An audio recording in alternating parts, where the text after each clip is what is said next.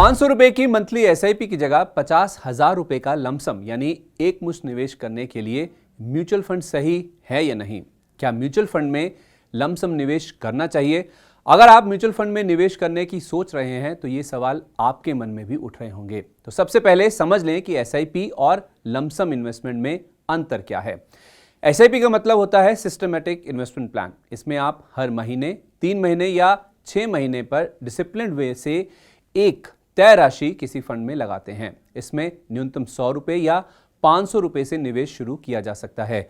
दूसरी तरफ लमसम का मतलब है कि एक बार में पूरा निवेश कर देना। अगर आप हर महीने या 2-3 महीने पर अपनी आमदनी का छोटा हिस्सा रेगुलर निवेश कर सकते हैं तो आपके लिए एसआईपी बेहतर विकल्प है।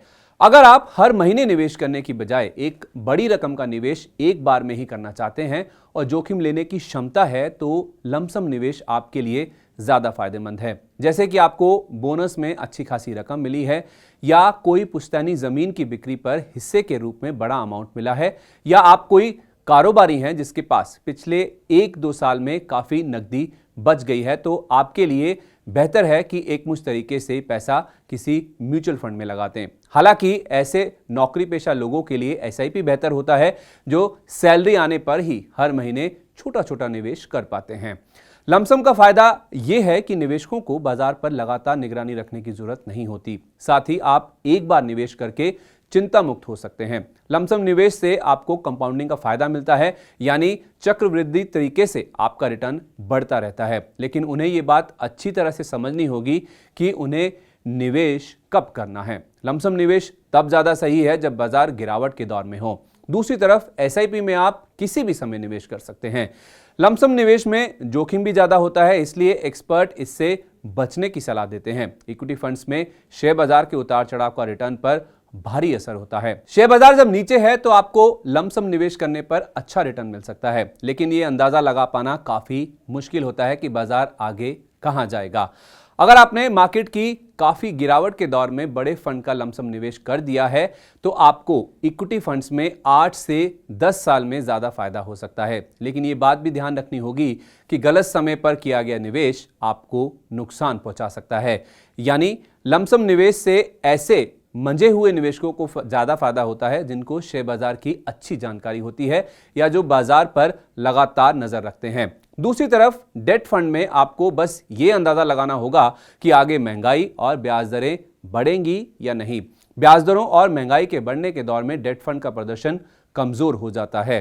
टैक्स और इन्वेस्टमेंट एक्सपर्ट बलवंत जैन कहते हैं कि लमसम पैसा लगाने के फायदे तो हैं, लेकिन जोखिम भी काफी ज्यादा होता है। बाजार का मजा हुआ खिलाड़ी ही ये अंदाजा लगा सकता है कि बाजार किधर जाएगा। इसलिए बीच का रास्ता यह है कि आप किसी लिक्विड डेट फंड में एक मुश्त पैसा लगा दें और उसमें एसटीपी विकल्प का चुनाव कर महीने या 3 महीने पर कुछ राशि किसी इक्विटी फंड में लगाते रहें। एसटीपी का मतलब होता है कि सिस्टमैटिक ट्रांसफर प्लान। इसके जरिए आपके लमसम निवेश से हर महीने या 3 महीने पर एक निश्चित राशि किसी इक्विटी फंड में जाती रहेगी, यानी इसमें आपको एक तरह से एसआईपी जैसा ही फायदा मिलेगा। आप ऑनलाइन उपलब्ध कई तरह के कैलकुलेटर से यह भी अंदाजा लगा सकते हैं कि आपका लमसम निवेश बढ़कर कितना हो जाएगा। इसमें आपको निवेश की राशि, निवेश की अवधि और संभावित रिटर्न डालना होता है। इसके बाद कैलकुलेटर कंपाउंडिंग की गणना के साथ ये बता देगा कि आपको 5 या 10 साल बाद कुल कितनी रकम मिलेगी। उदाहरण के लिए आपने एबीसी इक्विटी फंड में 50,000 रुपए निवेश किए। अगर इसमें सालाना रिटर्न 12% मानकर चलें तो 5 साल में कुल रिटर्न 88,117 रुपए हो जाएगा। अगर इस निवेश को 10 साल तक बनाए रखते हैं तो आपका रिटर्न करीब 2 गुना यानी 1,55,678 रुपए हो जाएगा। इसी तरह 15 साल में ये रकम 2,73,678 रुपए और 20 साल में 4,82,315 रुपए हो जाएगी। अगर आप म्यूचुअल फंड में एक मुश्त निवेश कर रहे हैं तो लंबी अवधि के लिए करें। जितनी लंबी अवधि चुनेंगे कंपाउंडिंग का उतना ही फायदा होगा। बाजार की अच्छी समझ है तभी एक मुश्त निवेश का विकल्प चुनें।